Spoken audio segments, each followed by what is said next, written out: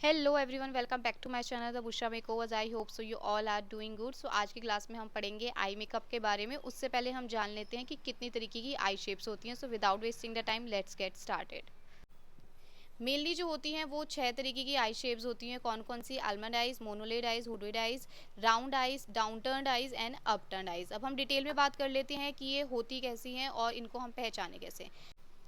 तो जो हमारी आलमंड आइज़ होती हैं ये हमारी आइडल आइज़ होती हैं। आइडल आइज़ हम इन द सेंस इसको बोल सकते हैं कि ये परफेक्ट आइज़ होती हैं। सो इसमें जो क्रीज लाइन होती है वो क्लियर, क्रीज जो होता है हमारा वो क्लियरली विजिबल होता है। क्रीज लाइन जिसको हम बोलते हैं वो क्लियरली विजिबल होता है। और आइरिस जो होता है हमारा, आइरिस किसको बोलते हैं? जो हमारा ब्लैक पार्ट होता है, मतलब आँख का जो काला वाला हिस्सा होता है उसको हम आइरिस बोलते हैं, अगर आपको नहीं पता है। सो आइरिस जो होता है वो हमारी वाटर लाइन, आँख की जैसे ऊपरी हिस्सा और जो नीचे हिस्से की वाटर लाइन होती है दोनों को वो टच कर रहा, बहुत मिनिमम वाइट स्पेस दिखता है। तो वो कौन सी आइज़ होती हैं? वो होती हैं हमारी आलमंड आइज़। ये सिमिलर राउंड आइज़ की तरह होती है। राउंड आइज़ कैसी होती है ये हम अभी आगे डिस्कस करेंगे। और ऐसी आंखों पे आलमंड आइज़ जो होती हैं इस पर आप कोई सा भी मेकअप देते हैं, सारे जो आई मेकअप हैं वो ऐसी आइज़ पे सूट करते हैं। नेक्स्ट हमारी होती है मोनोलिड आइज। मोनोलिड आइज किसको बोलते हैं? हम एशियन आइज को बोलते हैं। अब एशियन आइज कौन सी होती हैं? जो असम के तरफ के जो लोगों की आंखें होती हैं या नेपाल या जो चाइनीज़ लोगों की जो आंखें होती हैं वो मोनोलिड आइज होती हैं, क्योंकि उनके जो आइज़ का क्रीज होता है वो विजिबल ही नहीं होता है, मतलब एकदम फ्लैट आइज़ होती हैं उनकी। और ऐसी आंखों पे हमें डार्क कलर्स यूज़ करने चाहिए और आर्टिफिशियल क्रीज लाइन हमें क्रिएट करनी चाहिए। स्मोकी आई लुक दे सकते हैं और आप आईलाइनर भी यूज़ कर सकते हैं। अगर आप आईलाइनर यूज़ करेंगे तो जो उनकी आंखें हैं वो और भी ज़्यादा प्यारी लगती हैं। हुडेड आइज़ हमारी कौन सी होती है? हुडेड आइज़ में क्रीज तो होती है हमारी, बट वो हमें दिखती नहीं है। क्यों नहीं दिखती है? क्योंकि जो हमारी ब्रो बोन होती है, मतलब आँख की तरफ की जो हड्डी होती है उस पर जो स्किन होती है वो हमारे पूरे उसको मतलब क्रीज लाइन को कवर कर लेती है, जिसके वजह से जो हमारी क्रीज होती है वो हमें मुश्किल से दिखती है। ऐसी हुडेड आइज़ पे हमें क्या करना चाहिए? हमें मैट आई शेडोज़ यूज़ करनी चाहिए। आप स्मोकी आई मेकअप दे सकते हैं, बेस्ट रहता है। आप आर्टिफिशियल क्रीज लाइन क्रिएट कर सकते हो। हुडेड आइज पे आपको ग्लिटर्स नहीं देने हैं, क्योंकि ग्लिटर्स जो होते हैं वो टिकते नहीं, क्योंकि जब आप आंखें खोलेंगे तो ग्लिटर्स जो है वो आपकी ब्रो बोन पे लग जाते हैं और फिर वो टिक भी नहीं पाते, हट जाते हैं। तो इससे बेटर है कि आप उनको उनको ग्लिटर्स नहीं दें। आप चाहे तो शिमर्स दे सकते हैं, मैट कलर्स दे सकते हैं। प्रेस्ड शिमर्स जो आते हैं वो आपने देने हैं, लूज शिमर्स आपने नहीं देने हैं और ना ही लूज ग्लिटर्स आपने देने हैं। प्रेस ग्लिटर्स या फिर प्रेस जो शिमर्स होते हैं वो आप दे सकते हैं। और आप आर्टिफिशियल क्रीज लाइन क्रिएट कर सकते हैं। आप लाइनर जो है वो पतला लाइनर देंगे, हम मोटा लाइनर कभी भी हुडेड आइज पे नहीं देते, क्योंकि मोटा आप लाइनर देंगे तो उनकी जो भी थोड़ी बहुत क्रीज लाइन दिख रही होती है वो ब्लैक, जब आई लाइनर आप दे देते हैं तो वो और भी ज़्यादा छुप जाती है, जिसकी वजह से उनकी जो आंखें हैं वो बहुत ज़्यादा छोटी लगने लगती हैं। अगर आपको आई लाइनर देना है तो आप बहुत पतला सा आई लाइनर देंगे या फिर आप स्मर्ज करके दे सकते हैं आई लाइनर। नेक्स्ट है हमारी राउंड आइज। राउंड आइज में क्या होता है? जो हमारा आइरिस होता है वो ऊपर वाली वाटर लाइन को टच कर रहा होता है, नीचे वाली वाटर लाइन को टच नहीं कर रहा होता है। ये सिमिलर होती है हमारी आलमंड आइज को, बस जो आलमंड आइज होती है जो हमारी आईब्रो की शेप होती है, जहाँ पे हमारी आईब्रो एंड होती है, आलमंड आइज पूरी वहाँ तक होती हैं। और राउंड आइज जो होती हैं वो आईब्रो के एंड होने से पहले उनका जो आइज का साइज होता है वो वहाँ तक होता है। और इसमें भी जो क्रीज होता है वो क्लियरली विजिबल होता है और इन राउंड आइज पे भी हम कोई सा भी आई मेकअप दे सकते हैं। नेक्स्ट है हमारी down turned eyes. Down turned eyes जो होती है हमारी, जो आंख का आउटर मोस्ट पार्ट होता है, मतलब आंख का जो बाहरी वाला हिस्सा होता है वो झुका हुआ होता है। तो वो कौन सी जो झुकी हुई आंखें होती हैं वो डाउन टर्न्ड आइज होती हैं। उसमें हम कौन सा मेकअप दे सकते हैं? हम हाई विंग लाइनर दे सकते हैं या फिर लिफ्टेड लुक जिससे लगे वो हम दे सकते हैं, ताकि जो हमारी आंखें हैं वो झुकी हुई नहीं लगे। एक होती है हमारी अपटर्न्ड आइज, जो हमारी लिफ्टेड आइज होती हैं वो, और ऐसी आंखों पे आप कोई सा भी आई मेकअप दे सकते हैं। अपटर्न मतलब कि जो हमारा आंख का बाहरी हिस्सा होता है वो उठा हुआ होता है, उनको हम बोलते हैं अपटर्न आइज। अब close set and wide set कौन सी आंखें होती हैं? सो क्लोज सेट और वाइड सेट कोई सी भी आंखें हो सकती हैं। राउंड आइज भी हो सकती हैं, close set wide set, down turn भी हो सकती हैं, आलमंड आइज भी हो सकती हैं। सो अब ये होते क्या है? क्लोज सेट और वाइड सेट क्या होता है? क्लोज सेट और वाइड सेट होता है जो हमारी दो आंखें होती हैं, उन दो आंखों के बीच में जो गैप है वो कितना है ये डिसाइड करता है कि हमारी आंखें क्लोज सेट हैं, वाइड सेट हैं या फिर जस्ट नॉर्मल है। सो क्लोज सेट आंखें कौन सी होती हैं? जैसे जो हमारी दो आंखों के बीच में जो गैप है, मतलब ये हमारी दो आंखें हैं, सो इनके बीच में जो ये गैप है ये कितना है? तो अगर ये गैप हमारे एक आंख के साइज से बड़ा है, मतलब एक जो आंख का हमारा साइज है उससे ये गैप बड़ा है, तो ये हमारी गैप अगर बड़ा है तो वो कौन सी आंखें होंगी, ये होंगी हमारी वाइट साइड आंखें। और अगर हमारे दो आंखों का बीच में जो मतलब दो आंखों के बीच में जो गैप है वो एक साइज के आंख से छोटा है, सो वो कौन सी आंखें होंगी, वो होंगी हमारी क्लोज साइड आइज। जो क्लोज साइड आइज होती है मतलब जो पास में आंखें होती हैं हमारी, सो उसमें हम कौन सा देते हैं, उसमें हम न्यूड काजल देते हैं। और लाइट कलर्स जो हम इनर कॉर्नर्स पे जो हम लाइट कलर्स यूज़ करते हैं वो हम हमेशा क्लोज सेट आइज में यूज़ करते हैं। किस लिए, ताकि जो आंखें हैं वो दूर दूर दिखें और थोड़ी बड़ी बड़ी दिखें। और जो वाइट सेट आंखें होती हैं उसमें हम क्या देते हैं, इनर कॉर्नर पे जो हम आई लाइनर लाते हैं, तो आप अंदर तक मतलब इनर कॉर्नर्स तक आप लाइनर ला सकते हो, जिससे कि जो आंखें हैं वो छोटी दिखें और जो गैप है वो थोड़ा कम दिखे।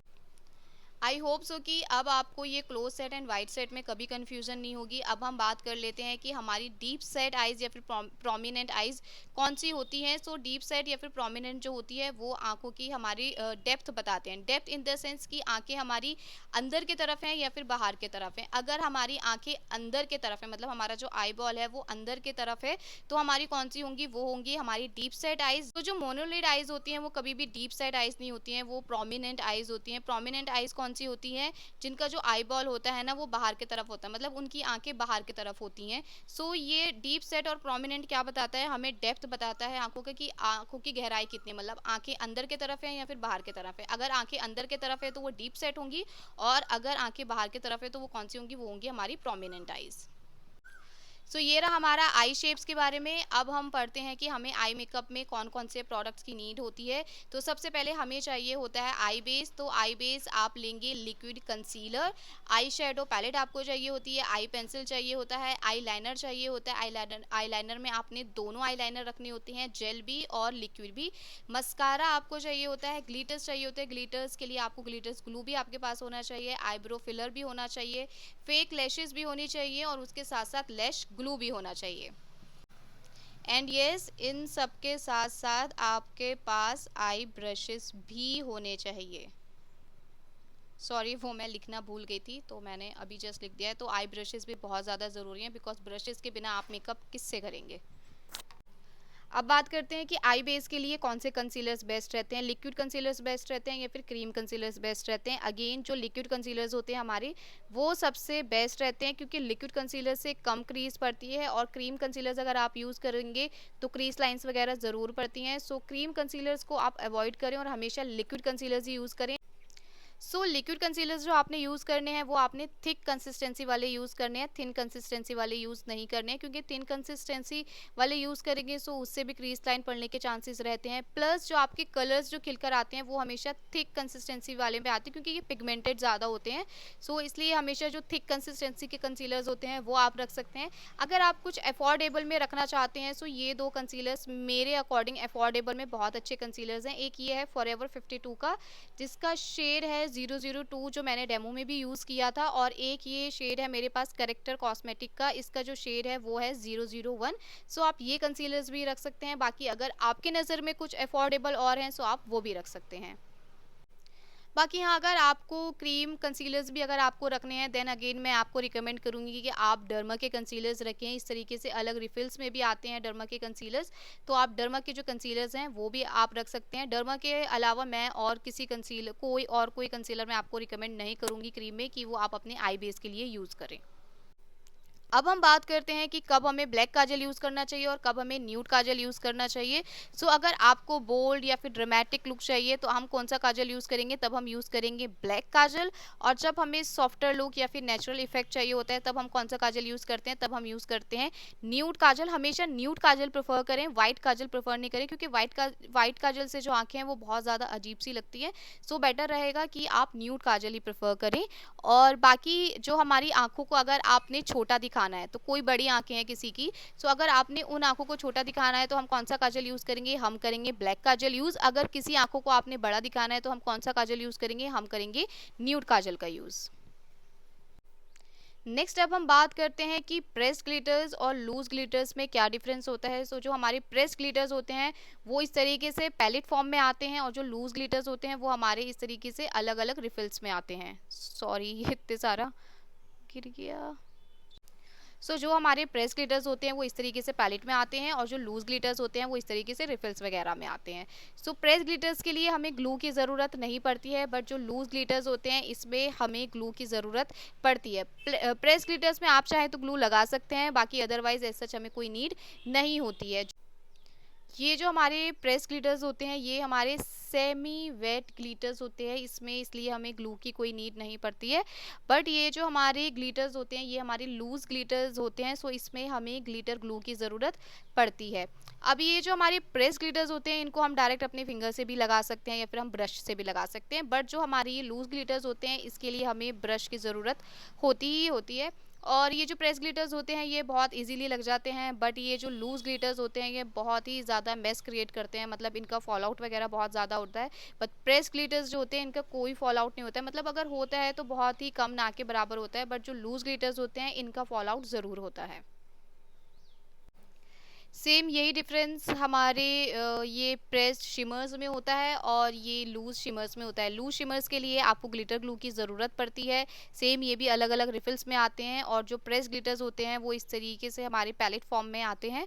तो ये जो प्रेस ग्लिटर्स होते हैं इनको लगाने के लिए कोई ग्लू नहीं चाहिए, डायरेक्ट आप फिंगर्स के थ्रू लगा सकते हो, ब्रश के थ्रू लगा सकते हो। बट जो ये लूज शिमर्स होते हैं इनके लिए आपको ब्रश चाहिए और ग्लू भी चाहिए।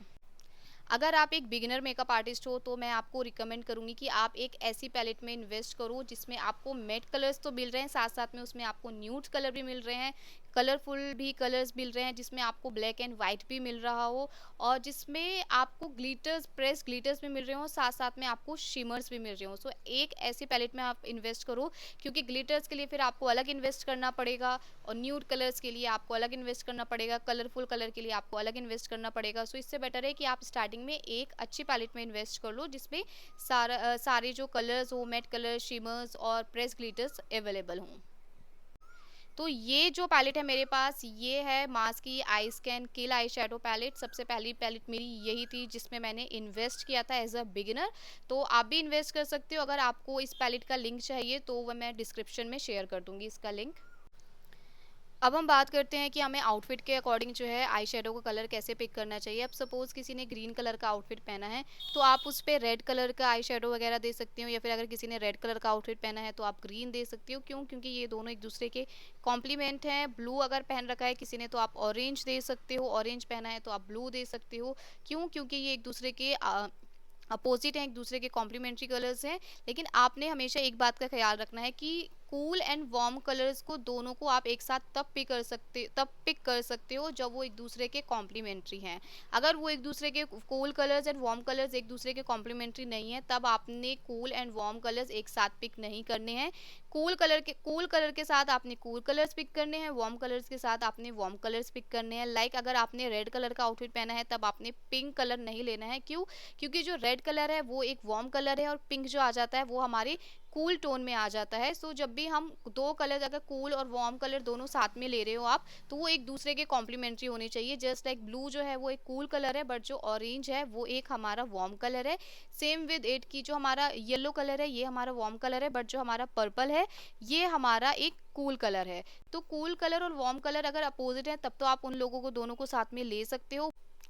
अगर दो कलर्स एक कूल कलर और वार्म कलर एक दूसरे के कॉम्प्लीमेंट्री कलर्स नहीं है तो आपने वो दोनों कलर नहीं लेने हैं। जस्ट लाइक रेड का जो पिंक है वो कॉम्प्लीमेंट्री कलर नहीं है, इसलिए हम रेड के साथ पिंक नहीं लेंगे और पिंक के साथ हम रेड नहीं लेंगे। बाकी इन किसी कलर के साथ आप ब्राउन ले सकते हो या फिर ब्लैक ले सकते हो या फिर आप वाइट ले सकते हो।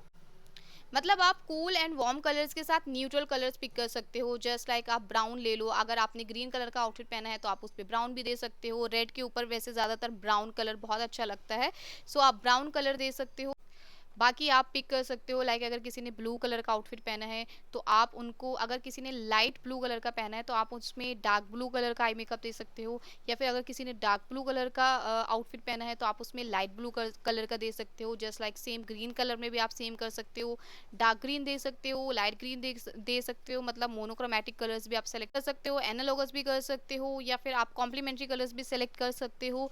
ये सब आपके ऊपर है कि आप कैसा आई मेकअप चाहते हो। उसके लिए आपको एक बेसिक कलर व्हील नॉलेज होना बहुत ज़्यादा ज़रूरी है। जब तक आपको खुद को एक बेसिक कलर व्हील नॉलेज नहीं होगी, तब तक मैं कितने भी आपको आई मेकअप बता दूं कि आपने ये कलर चूज़ करना है या फिर ये कलर आपने लेना है, आपको समझ में नहीं आएगा। सो खुद पहले एक बेसिक कलर व्हील को समझे आप, तभी आप जो है कलर्स इजीली पिक कर पाएंगे। जब आपको एक छोटी सी बेसिक नॉलेज हो जाएगी ना कलर व्हील की, तो आपको कभी सोचना भी नहीं पड़ेगा कि मैं कौन सा कलर पिक करूं और कौन सा मैं पिक नहीं करूं।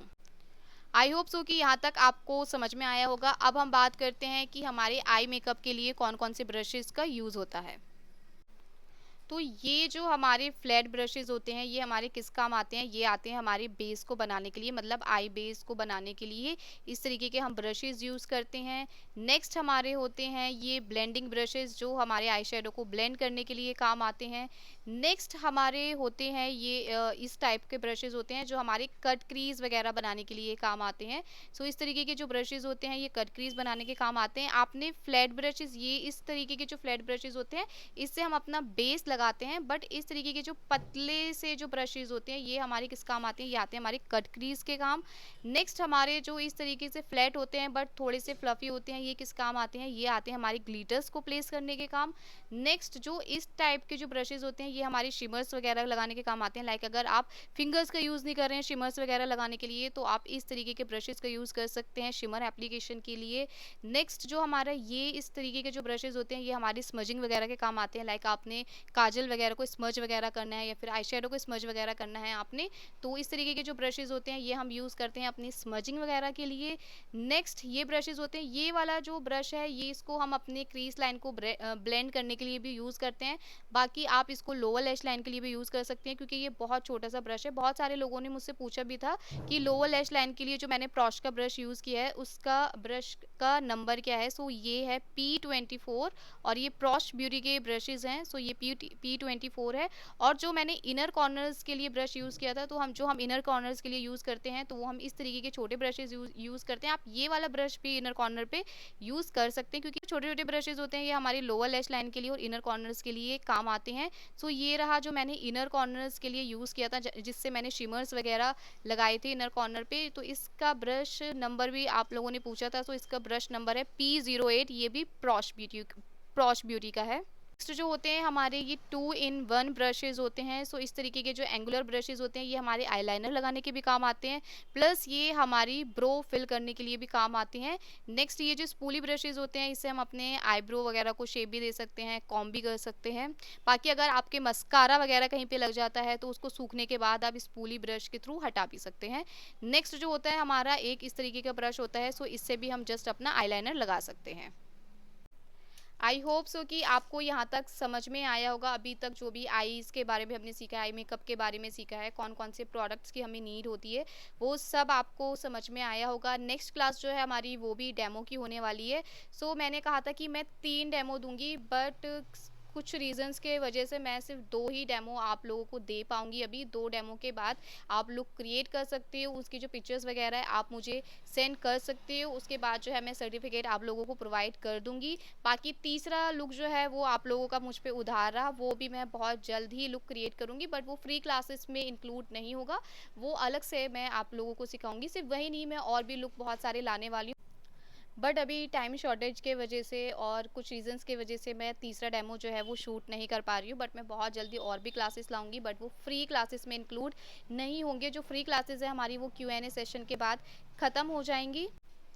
उसके बाद जो भी डेमो क्लासेस आएंगी उसके लिए आपको कोई अटेंडेंस लगाने की ज़रूरत नहीं है। अगर वो लुक आपको अच्छा लगता है तो आप लुक रिक्रिएट कर सकते हो। लुक रिक्रिएट करोगे तो मुझे बहुत अच्छा लगेगा। अभी भी बहुत सारे लोगों ने लुक रिक्रिएट करे थे, मुझे पर्सनली पिक्चर्स भेजे थे, उनकी प्राइवेसी की वजह से वो पिक्चर्स मैं शेयर नहीं कर सकती हूँ, पर सभी ने बहुत प्यारे प्यारे लुक रिक्रिएट करे थे। अगर अभी तक आपने नहीं किया है तो जल्दी से लुक रिक्रिएट करिए और मुझे सेंड करिए। इस क्लास के जो सर्टिफिकेट्स हैं वो सिर्फ और सिर्फ 31 अगस्त तक जो मुझे लोग लुक सेंड करेंगे उन्हीं को ही सर्टिफिकेट मिलेगा। 31 अगस्त के बाद जो भी लोग मुझे लुक सेंड करेंगे उनको कोई सर्टिफिकेट नहीं मिलेगा। सो ये चीज़ का आप लोगों ने ख्याल रखना है। सो जल्द से जल्द लुक रिक्रिएट करें और मुझे सेंड करें।